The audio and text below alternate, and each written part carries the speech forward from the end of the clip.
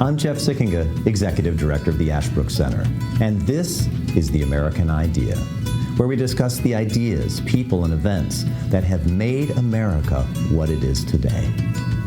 We believe that by understanding our history and our principles, we can better live up to the promise of the American founding and preserve our ongoing experiment in self-government. Welcome to The American Idea. I want to welcome everyone to this episode of The American Idea.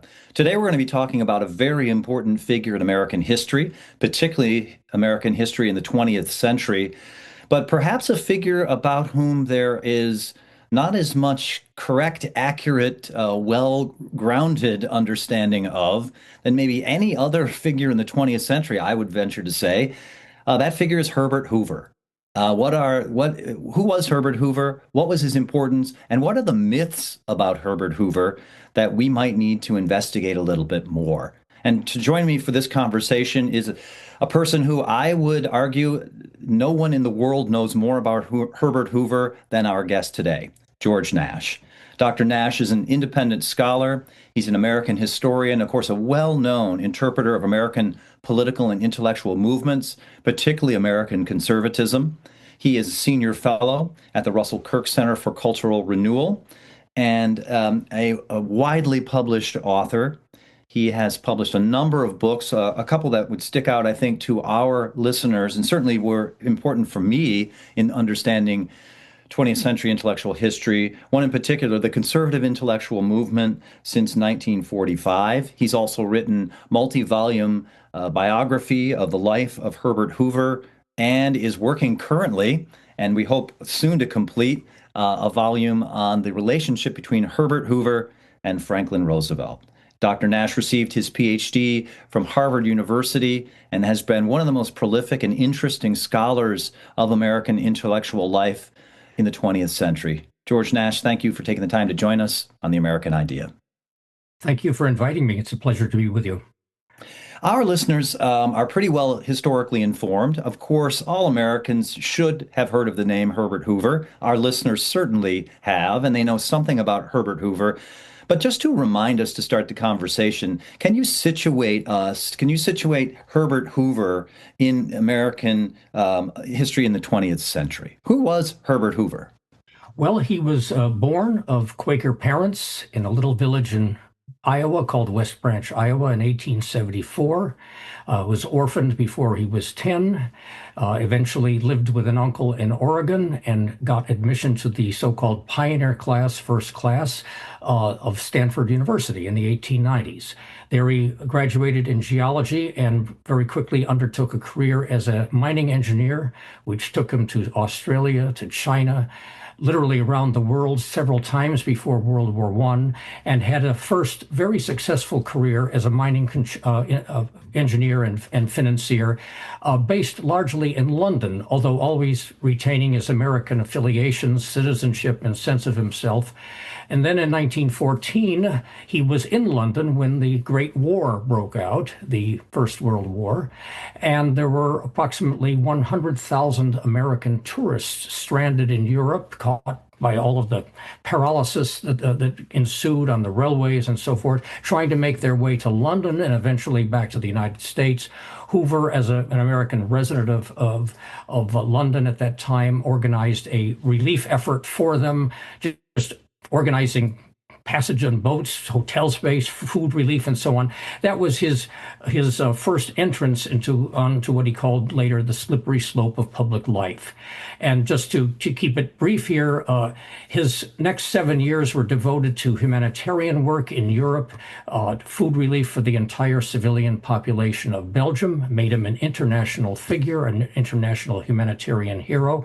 When America entered the war, he added to that responsibility by becoming Woodrow Wilson's head of the U.S. Food Administration, a temporary government agency with various purposes, and then went back at Wilson's request at the end of the war to expand the relief operation from simply German-occupied Belgium to more than a dozen countries, including brand new countries like Czechoslovakia and Yugoslavia and the reconstituted Poland. So Hoover was responsible for saving millions of lives, and I can elaborate on this later if you like, and that made him really a national hero, as well as this international figure of great success in relieving people from starvation and the like.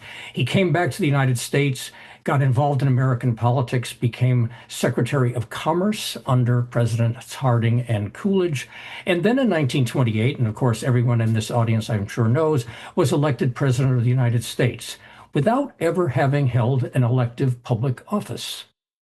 And for 4 years, he served as president. The Great Depression developed. He became unpopular, was rejected and defeated by Franklin Roosevelt in 1932.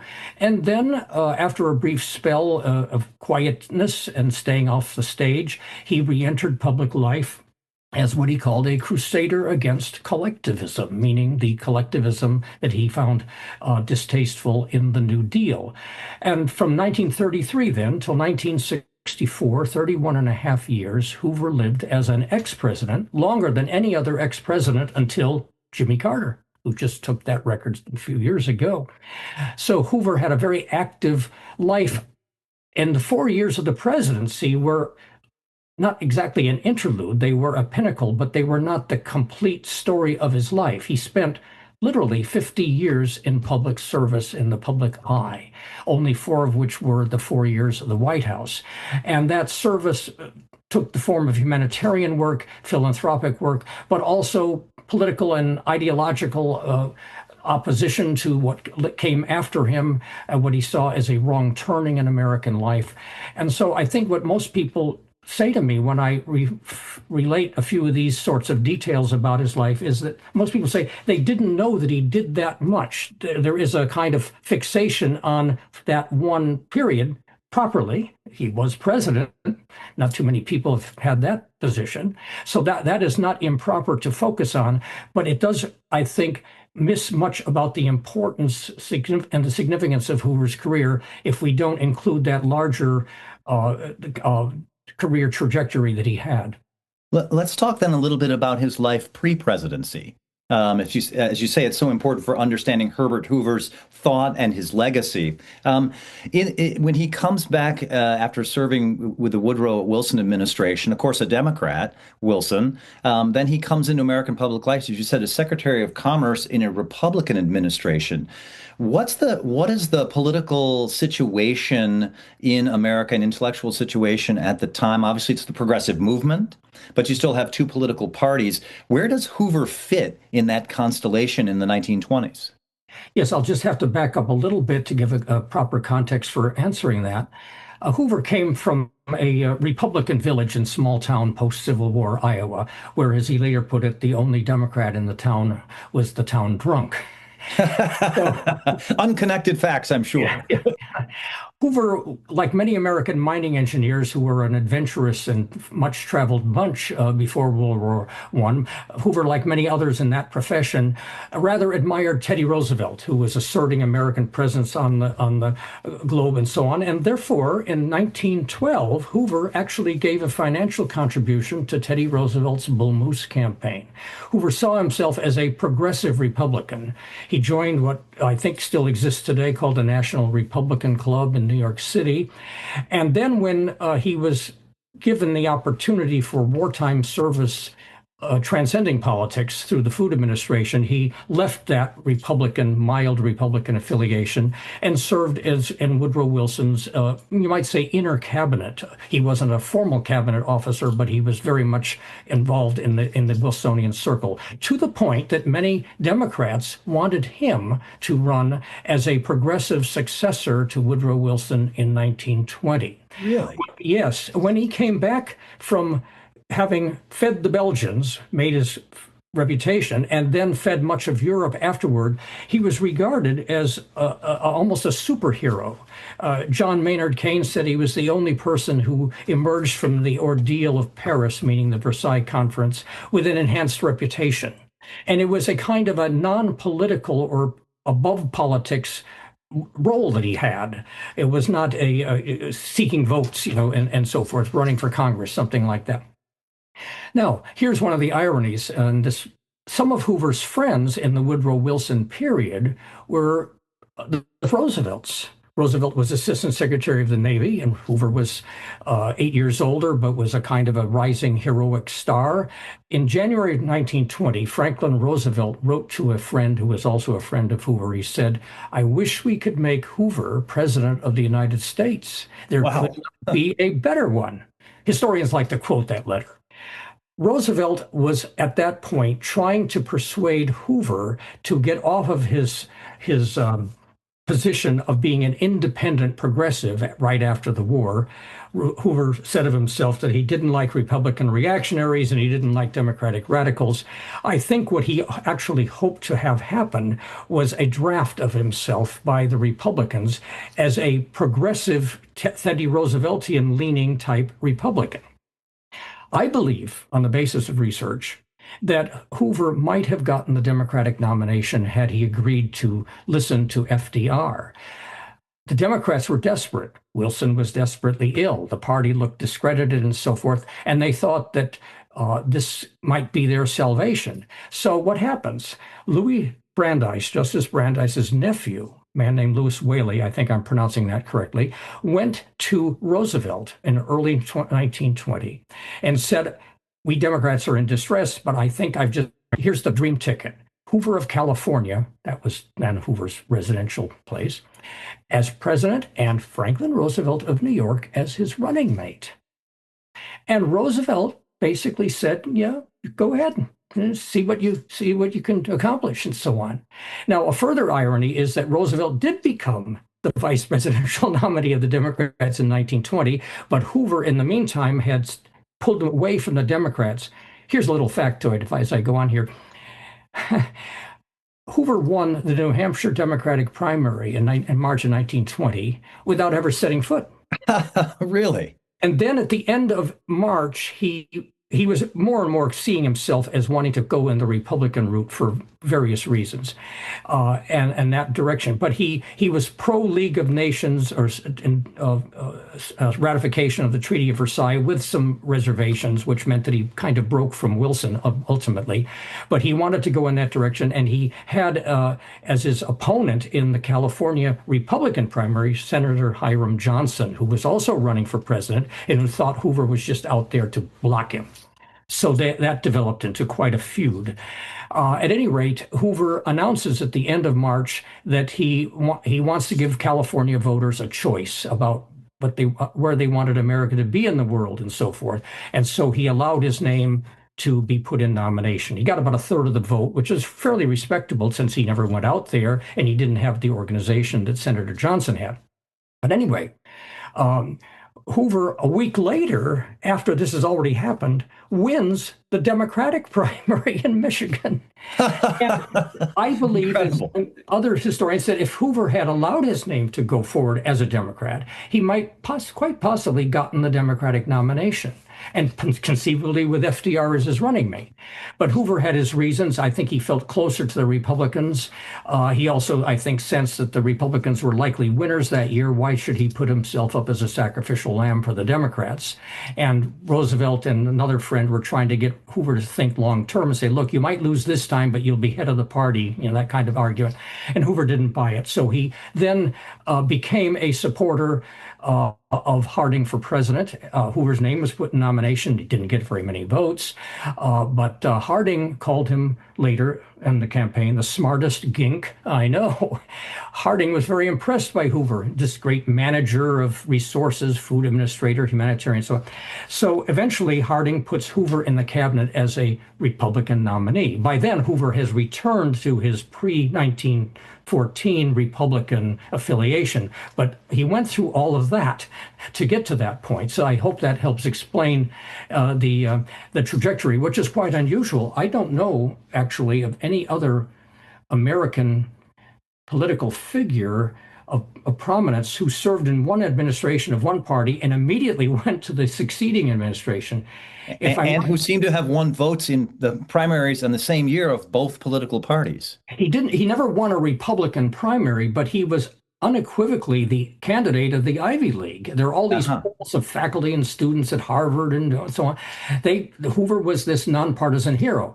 He was also a great hero to many American women whom he had mobilized in voluntary food relief efforts under the slogan, "Food will win the war."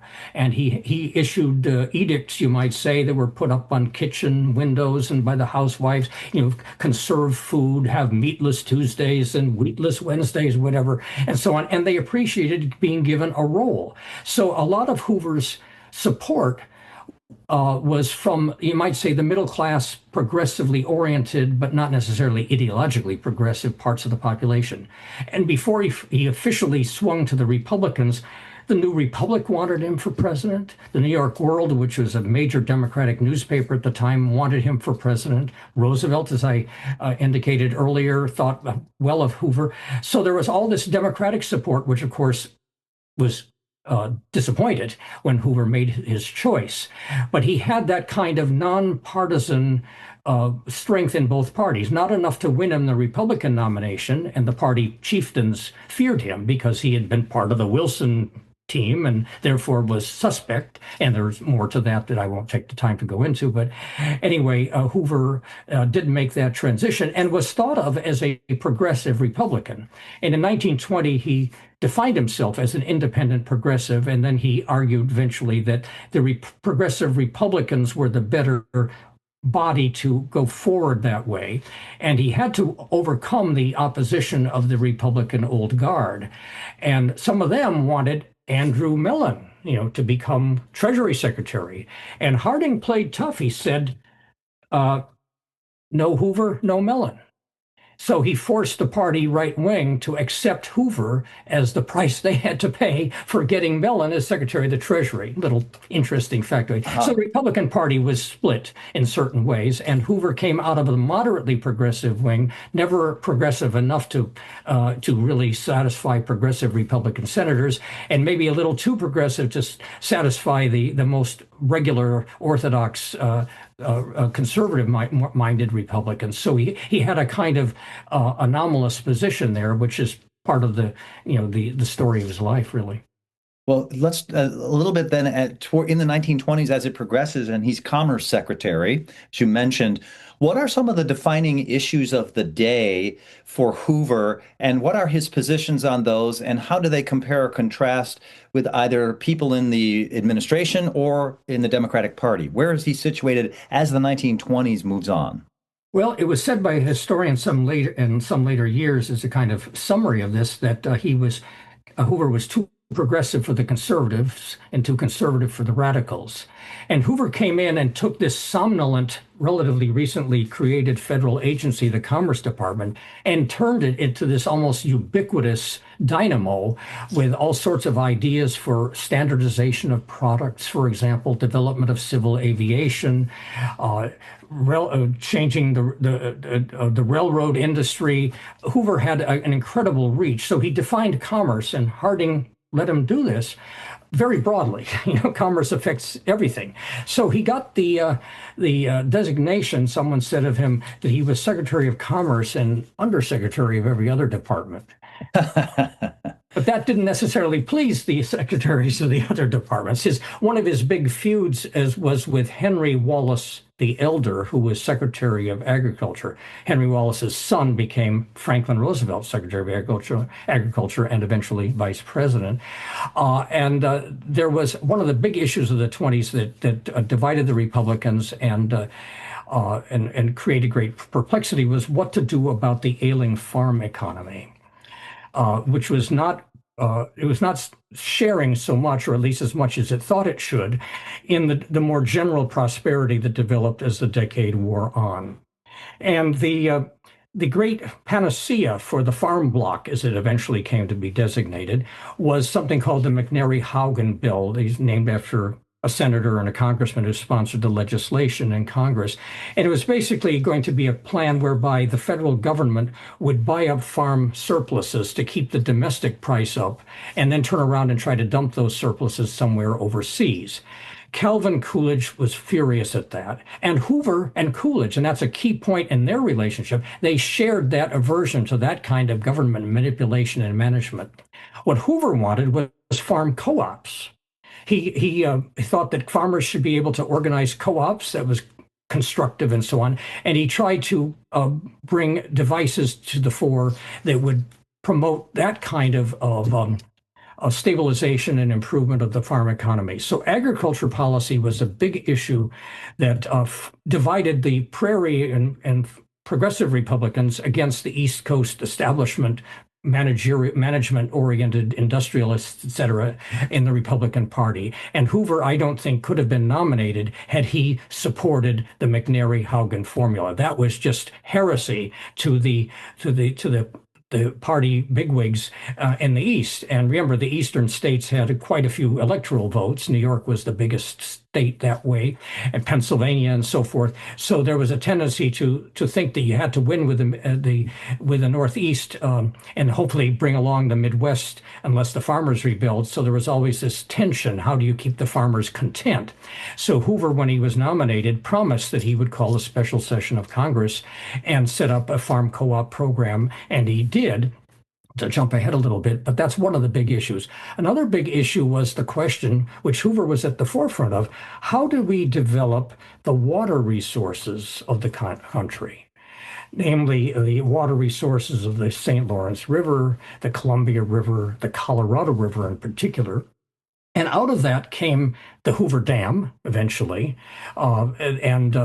Then there was a kind of division between Hoover and those to his left, notably Roosevelt. Roosevelt in 1928 became governor of New York, the same year that Hoover became president. And they had been friends, as I mentioned earlier. They weren't so close, but at least they were officially friendly and so on. They didn't have a lot to do with each other by that point.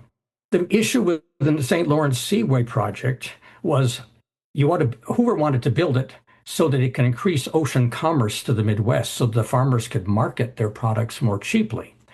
But there came a question with developing the river. What do you do with the water power that's developed as what Hoover would regard as a sort of a side effect? Well, Roosevelt, as governor of New York, wanted the state of New York to own that. He basically wanted state socialism. In a way that, and in fact, he managed to shame the Republican legislature into approving this while Roosevelt was governor. And he insisted, therefore, that any arrangement that Hoover made with the Canadians for a treaty would include giving New York the control. Well, this led to a lot of friction with Hoover, and again, it's a complicated story, but Hoover negotiated the treaty, but it never got ratified.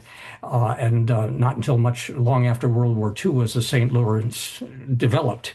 But Hoover and Roosevelt were at odds. Hoover's version of how to handle the power issue, is kind of the energy issue of the time, was the Hoover Dam way, which was the government would build it, but it would then sell the energy at a certain flat rate on a long-term basis to private enterprise, which could then market it. Roosevelt's model was, no, the state of New York is going to do it, and we're going to bring power to the people, and we're going to drive down the prices and stop those exploitive private power interests from taking advantage of the people. So Roosevelt made a big issue of that in the 32 campaign against Hoover. So those are two issues, and there are others at the time, prohibition and the like, but I think those are the two issues that really roiled domestic politics. And then Coolidge had his tax-cutting plan, and Hoover went along with that. But Hoover was, remember, an engineer, and engineers like to build things, and to build things you spend money. And that became a source of some tension between Hoover and Coolidge. Yeah, that's exactly what I was going to ask about, the relationship between what people think of as a very conservative Republican Calvin Coolidge, or at least more conservative, and then a kind of progressive Republican Herbert Hoover in the same administration. Both men are obviously ambitious, particularly perhaps Hoover, for further office. What was the relationship like between Calvin Coolidge and Herbert Hoover? Well, it's a relationship that evolved, and Coolidge was called the Great Enigma at one point, and Hoover got the nickname the Great Engineer as one of many nicknames. Another one for Hoover was the Great Humanitarian, and that came in the 1920s and so forth. So early on, they shared a lot. Hoover was remember, Coolidge came into office during Harding's first term. Hoover was already close to Harding, and Coolidge pledged to carry out Harding's agenda for the remainder of that term. And Hoover was very helpful to Coolidge in a lot of ways, just providing information and so on. I don't sense any great friction at that point. I think the friction began to develop a little in 25 when Hoover started getting lots of publicity as being the driving force in the administration, the man to whom everybody turns in Washington if they want to know what's really going on, the man who just has all these numbers in his head, his mastery of the subject and so forth. I think that probably started to get on Coolidge's nerves, and there are some episodes that would suggest that. They did remain close. And as I indicated earlier, I think very importantly for Hoover's future career, in their opposition to this big government intrusion into agriculture. Hoover actually helped ghostwrite at least one of the two Coolidge vetoes of that legislation, which did pass Congress. And the final veto, the second one, was in the spring of 28, when if Hoover had done otherwise, I don't think he could have gotten the nomination. It would have been some way to block him. That would have been too much to swallow by the Eastern political machines. They were suspicious of him as too much of a busy man, And Coolidge, I think, had some sense that Hoover was going to be more of a big spender and the like. And finally, I think that Hoover, while trying to be loyal, felt a little frustrated by Coolidge, who's the boss after all. He's the president, and he has to be Hoover knows that Coolidge can fire him at any moment, and so he has to be a good party man, or try to be. But eventually, I think this got on Coolidge's nerves, and in 1928, this is always cited by people who have heard a little bit about the Coolidge-Hoover story. At one point, in exasperation, Coolidge said of Hoover, "That man has given me unsolicited advice for 6 years, all of it bad."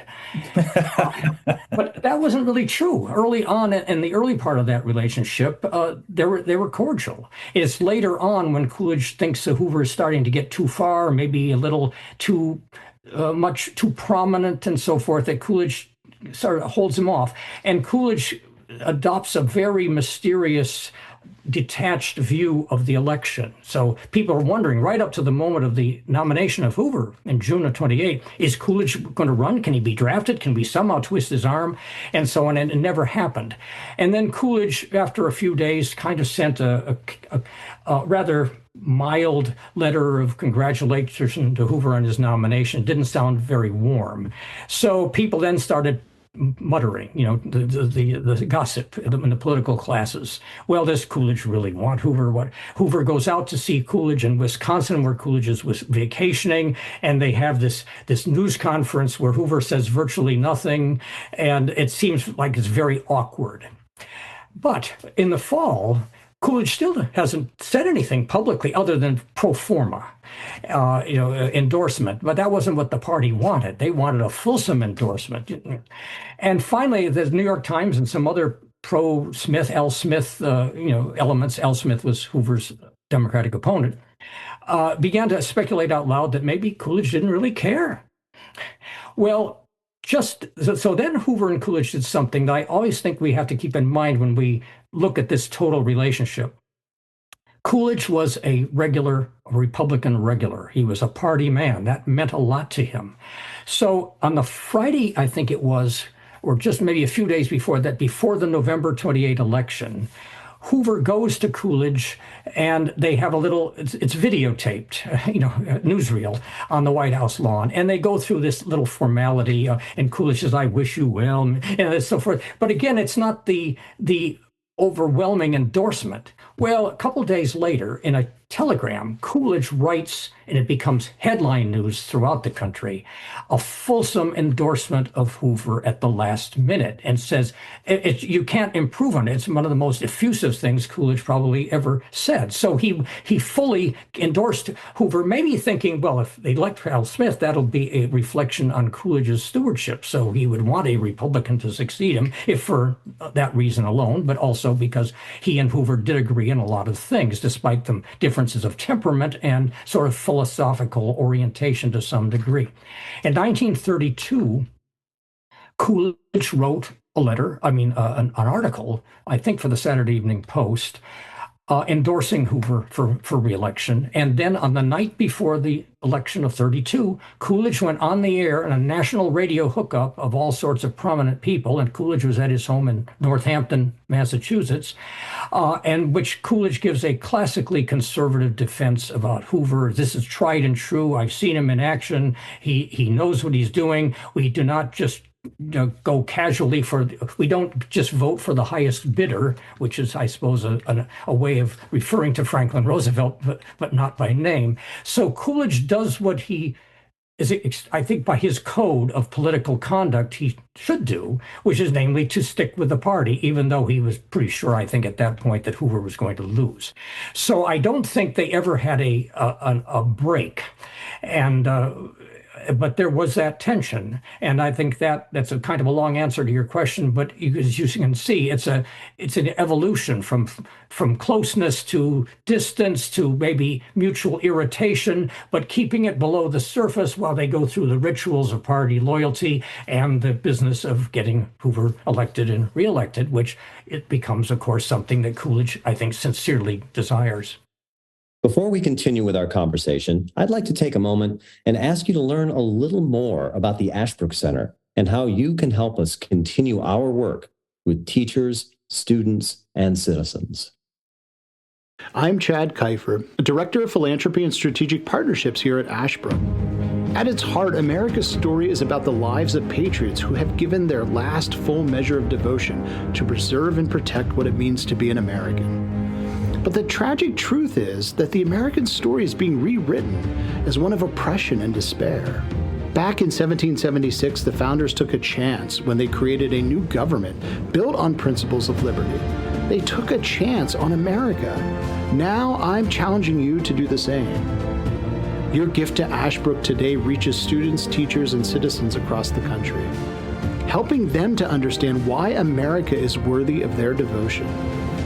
With so many forces eroding our history and taking away from our principles, isn't it time we give America a chance? Your investment is encouraged now more than ever. Please visit us today at ashbrook.org/support. What about then the election in 1928? He's elected. Running against Al Smith, as you said, the Democrat from New York. He's elected. What political philosophy does he articulate that's going to guide the Hoover administration? Hoover was, you might say, in the sense of reform-minded conservative. He did not want to, he did not believe in laissez-faire. He made that very clear. And perhaps I should back up a bit by pointing out that in 1922, Hoover published a little book, an extended essay called American Individualism, which incidentally is in print today. The Hoover Institution, which he founded out in California, brought out a paperback version several years ago. And he argued that American individualism was an antidote to what he really found distasteful in Europe as he had seen it during and after World War I.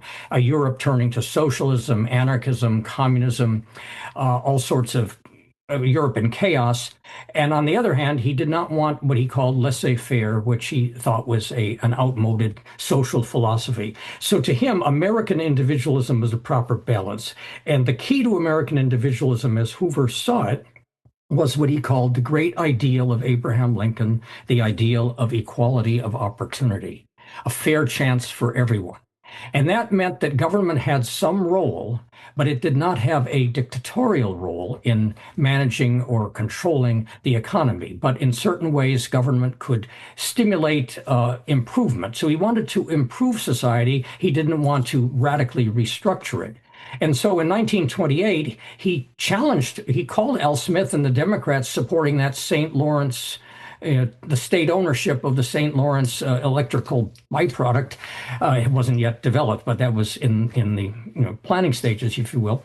And he called that socialism, which angered them greatly. They thought that was a smear. And Al Smith said, well, if I'm a socialist and Teddy Roosevelt was a socialist, and so forth. So they went back and forth. But Hoover was a person who was thought of as a reform-minded person, but without going to the extremes of the prairie radicals of his party, the nominal Republicans in name only, we might call them, to use a contemporary term, who were only nominally, Republican, or weren't reliably Republican by Orthodox standards, like George Norris of Nebraska and Hiram Johnson and about 10 others. And so they always distrusted Hoover as too much of a shill for big business. And of course, the big business Easterners thought this guy is too much a bureaucratic meddler. And Roosevelt had some funny statements to make in the 28 campaign, saying that if you're a businessman, you ought to be for Al Smith, because Hoover has shown himself to be this bureaucratic busybody as Secretary of Commerce and so on. And it's funny reading when you think about what Roosevelt did and stood for right. Just a few years later. And so Hoover's view was he's going to solve the farm problem through farm co-ops and all, encouraging farmers to organize and market better and create efficiencies and get better, revenue and so forth. He wants to pursue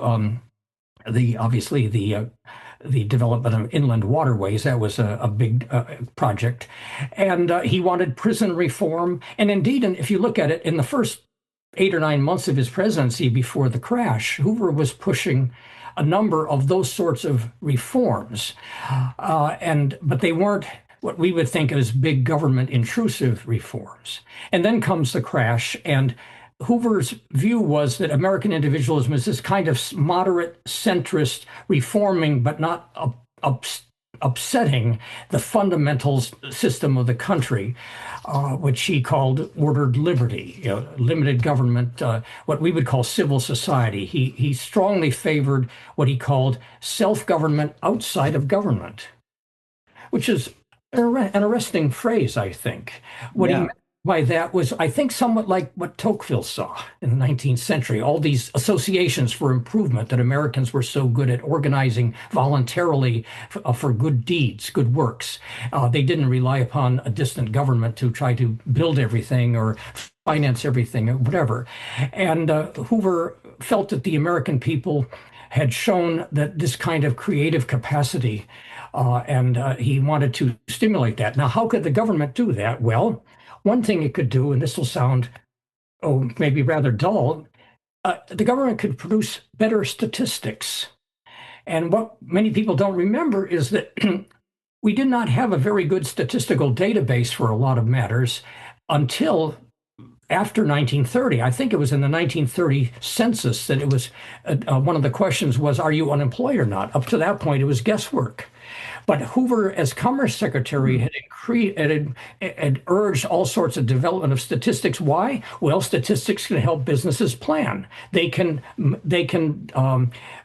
make the business cycle less of a roller coaster. So part of his plan for encouraging prosperity was that government could bring business leaders together in trade associations, and they could kind of set the rules or adopt certain reforms, but they were not, Uncle Sam wasn't going to make them do it and be kind of a hall monitor, except if they got out of line by some kind of cheating, and so forth. He also believed in antitrust laws. He thought those were, in theory, a proper thing for keeping the economy from becoming stultified or controlled by a kind of a business oligarchy on the right. So he had those reforming impulses. And then, of course, it was all overtaken by the Depression. And maybe I should just stop. Yeah. Well, that was my question, in fact. So then this reforming impulse obviously runs smack dab into the crash, as you mentioned, in the fall of 29. And then in 1930, 1931, 1932, Hoover has to deal with a wholly unanticipated set of deep challenges and problems. What's Hoover's response to the Great Depression? Well, his very first response was to assure people that the stock market crash was a localized matter. It was business speculation run amok, all these people borrowing money to buy stocks, and went up and up and up, and came the crash, and a lot of people are stranded. But he said that the fundamentals of the economy were sound. But it quickly became apparent to him within 2 or 3 weeks, this is the fall of 29, that this was a much more of a psychological blow to the public than it seemed. It wasn't going to be localized. So what he did then was to bring in conferences of trade union leaders, railroad executives, big business leaders of all kinds, and get them to make various promises. The businesses would promise not to just do the knee-jerk thing and start cutting wages, and that unions should not do the knee-jerk thing and start striking. And he argued that government, the federal government, which is then a fraction of itself today, could speed up certain amount of construction spending for public works projects as a way of employing more people and getting some more money into the economy. Pardon me. He then took what was considered to be quite a courageous set. Now, remember, no other president in our history had really taken this kind of set of drastic measures to put himself at the head of the recovery effort. And he was quite popular for a few months. It was acclaimed by economists, business people, people pretty much across the spectrum initially for taking this leadership position. But of course, what he did was to put himself then in the position of having to take responsibility or having it ascribed to him if the results didn't improve, you see. So I would say, to be more concise about this, that for the first year or two, Hoover was more energetic than the traditional standard or expectation. But as the Depression lengthened and as certain things happened, like the Great Drought of 1930, which caused the loss of millions of acres in farm acreage in something like 20 states and a decrease in farm income by something like 25%. It was a terrific blow. No one could blame Hoover for that. But that introduced a different angle, which was how do you deal with relief efforts for the people whose lives have been so stressed out and disrupted? And that became an issue going forward. How should relief be managed? Should the federal government take involvement, or can the states, localities, community chests, voluntary organizations, can they, the traditional networks that Hoover loved and thought were vibrant and crucial to American success as a nation, whether those would succeed? That became a developing issue. And in 1931, became a great problems on the continent of Europe, a great bank failure in Austria, and a strong possibility that Germany might have a run on the banks. And Germany was borrowing a lot of money from American banks, which would then be out on a limb if Germany collapsed. And Hoover declared a moratorium, or got the nations to agree on a moratorium on intergovernmental debt payments and so on. So a stabilizing measure for a year. And then came the British unexpectedly going off the gold standard, which set off a tsunami of effects over here, because in those days, your dollar bill was as good as gold. If you walked into your bank and said, I got $10, I want an ounce of gold or something, the bank had to produce it. And if everybody started doing that because they're nervous about whether that bank is stable or not, then they're short, they have to close their doors. Well, I think in the month after Britain went off the gold standards, something like 500 American banks closed. Why? Because foreign investors were afraid that our dollar would be next. We might go off gold too, and they'd be holding these dollar bills. They wanted gold as a security, so they yanked their gold out of a lot of banks. And then small depositors, middle America don't have big deposits, got scared, lost confidence. And remember, Hoover's key to solving everything is to restore confidence. They start doing the same thing. So eventually, Hoover has to appeal to the Congress, and the Congress goes right along with him. Took a few weeks, but they did, to create a Reconstruction Finance Corporation as a government agency. So Hoover really crosses over from reliance on strictly local measures and the like, and having the banks kind of try to encourage their customers to be more confident and so forth. He decided that in order to change the psychology, as he would put it, you have to have governmental intervention. And that puts him in the latter part of his administration, therefore on that path toward more intervention, always not enough for the party on the left. And of course, Roosevelt by then is running for president against him. And the progressives are saying increasingly Hoover is doing too little.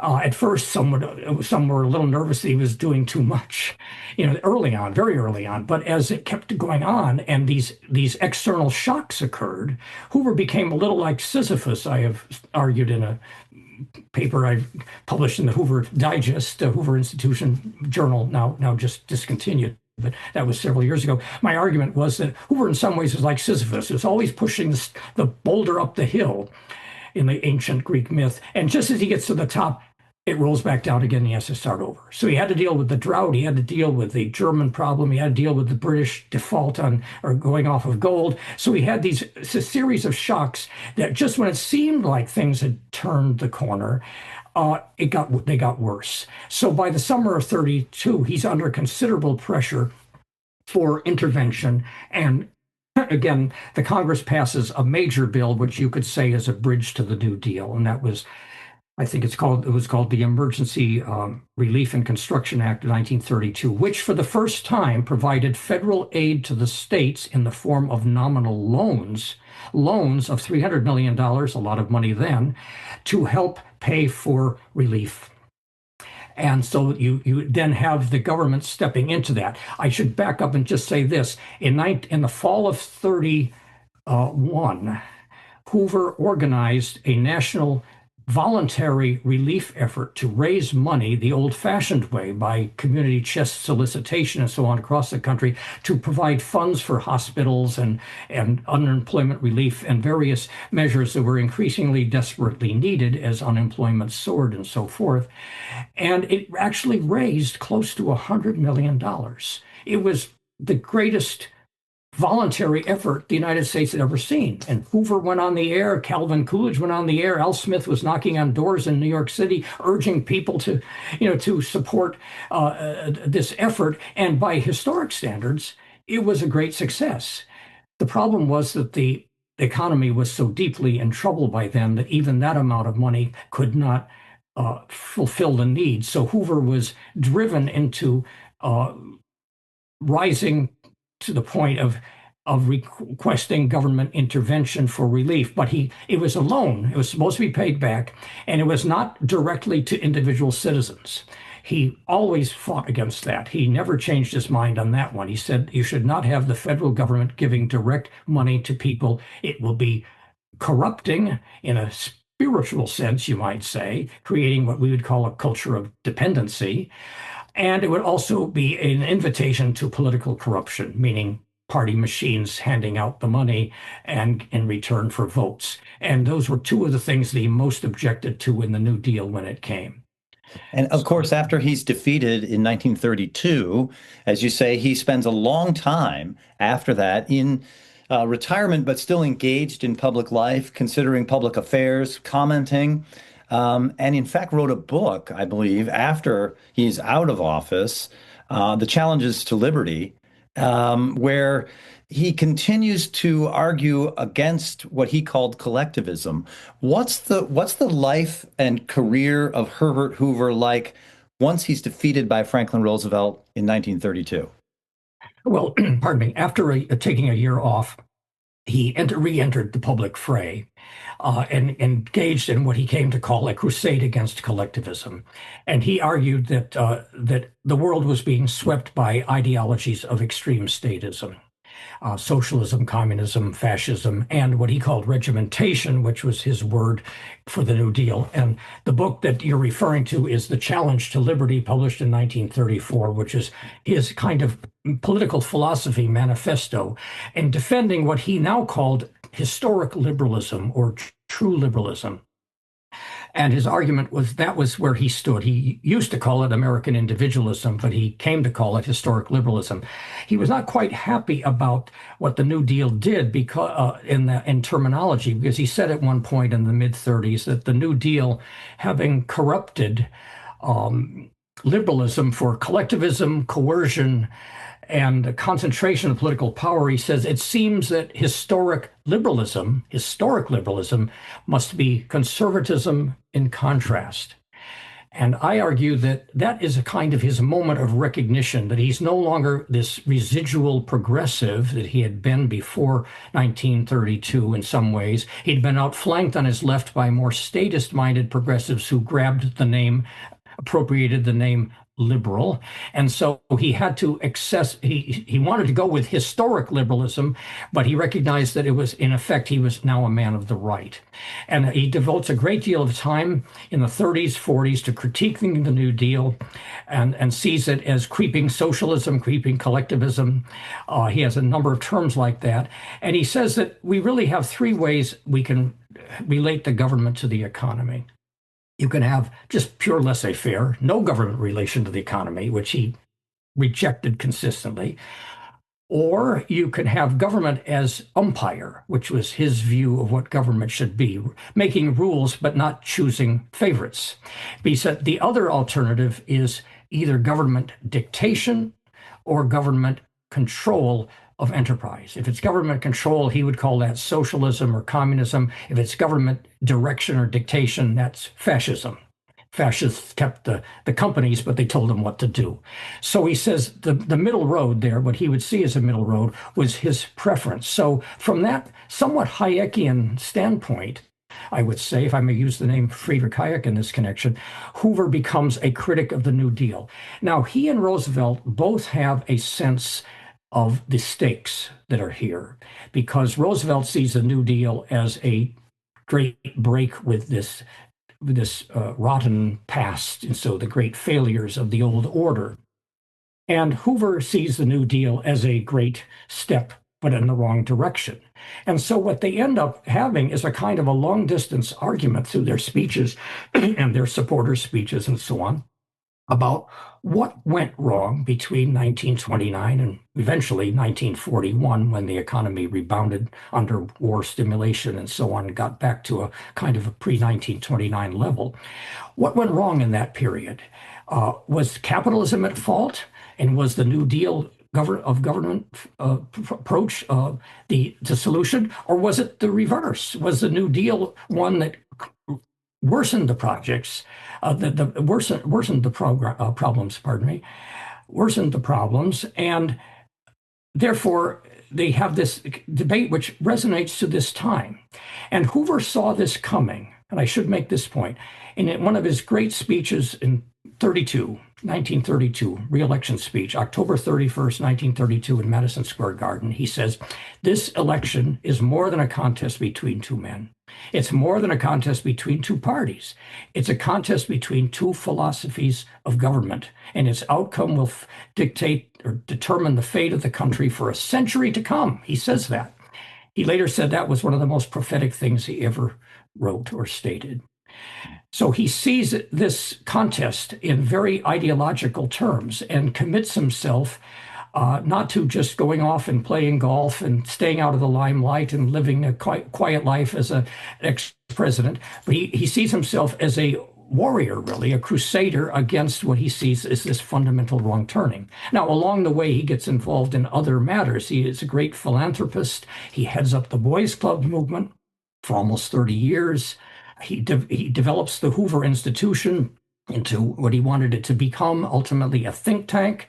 And he said in 1960, just before he died, that the Hoover Institution he thought was his most important contribution to American life.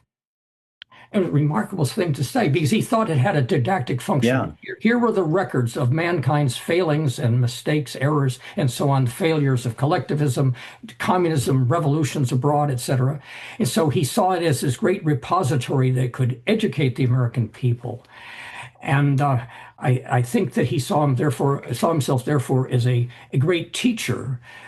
He would be in what we might call the classical liberal wing of what became this multi-pronged conservative movement coalition after World War II. I think he'd be closest to that, but he became also a kind of grandfather figure in developing the anti-New Deal coalition that became conservatism. And he gave Buckley a certain amount of help, William F. Buckley, in founding National Review. And Hoover was a kind of, I'd say, a kind of benevolent benevolent grandfather figure, the grand old man who fought the fight and never gave in, and so on.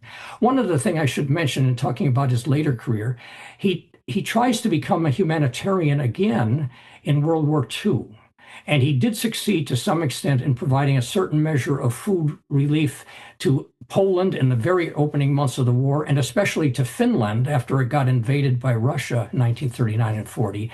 And he tried to expand his operations to German-occupied countries, but Roosevelt and Churchill thought that would not help win the war, and they blocked him. So he was very frustrated by that.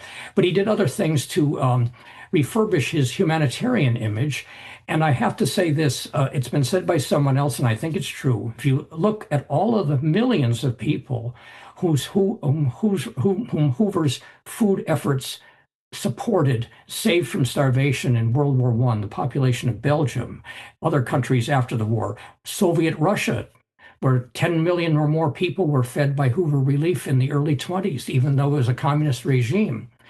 If you add up all those numbers, I think you would have to conclude, as has been said before of him, that he was responsible in that way for saving more lives than any person who had ever lived.